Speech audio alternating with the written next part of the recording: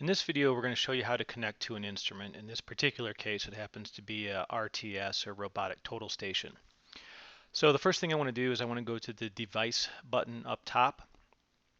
And in doing so, I've got the option down here to select a couple different devices. And this is part of the reason why we went with version 4, is that it gives you the ability to connect to different types of devices. We can connect to an RPT600, we can connect to an RTS series robot, or we can connect to GNSS or GPS. Again, I'm going to focus on the RTS for this particular video. And the channel and the network ID that I happen to be on for this particular robot are channel 2, so I can type that in, and a network ID of channel 10. It's a good idea to not have these numbers be the same. You can get some kind of undesired results if you do match these up. Also, it's a good idea to not have this channel and network matching any high-powered radio communication devices on the job site as well. Again, not that you're going to have problems, but there is the potential that you could.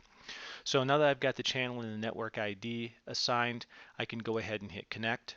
And what we're doing now is we're trying to establish the radio connection between the tablet and the instrument. And what you want to see is it saying connecting to RTS. If it fails, you can try it a couple times. If you try it a couple times and it continues to fail, some troubleshooting things could be that you've got a bad antenna on either the tablet or the instrument, and that's usually kind of one of the first things that you want to check. So now the instrument has connected. It says that that was successful. It lets me know that the next service date of this particular instrument is actually a little bit past due, and this is some demo equipment, so that doesn't surprise me at all. These little pieces are toast, and it gives us the ability, they pop up from the bottom, and it gives us the ability to give you as the user a little bit more information as to what's going on with your system. I'm going to close out of this, and now that we've connected, I want to point out a couple things. It lets me know what the instrument battery level is at. In this case, my instrument is at 55% battery. It also shows me how good of a job I did leveling the instrument. So in this case, my sighting and trunnion is 0 and 0. That's good. You want these to be within a positive 30 seconds, angular seconds, and negative 30 angular seconds. So you've got about a 60-second swing, which is basically an angular minute. That just helps the robot stay level. It does have a compensator built into it that helps keep it level after you've leveled it the initial time.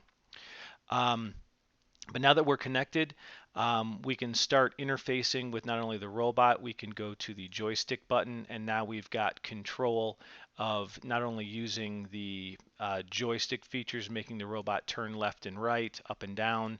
We can then use our finger as a trackpad on the screen and move it. We can adjust it from being slow to fast, and again, this is just kind of some basic instrument operation. The other thing that we can do is we can get into our prism. This is our prism button. And what this allows me to do is go into what we call the input form button and specify some things of our system. In this case, I can specify that my rod height is 6 feet, for example.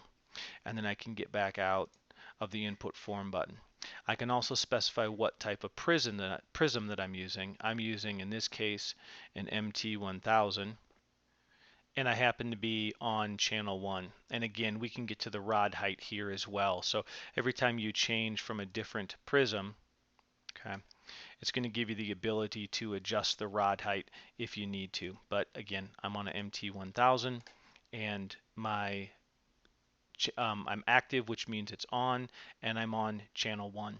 And then now I can do a search for that particular prism by going up here and hitting the search button.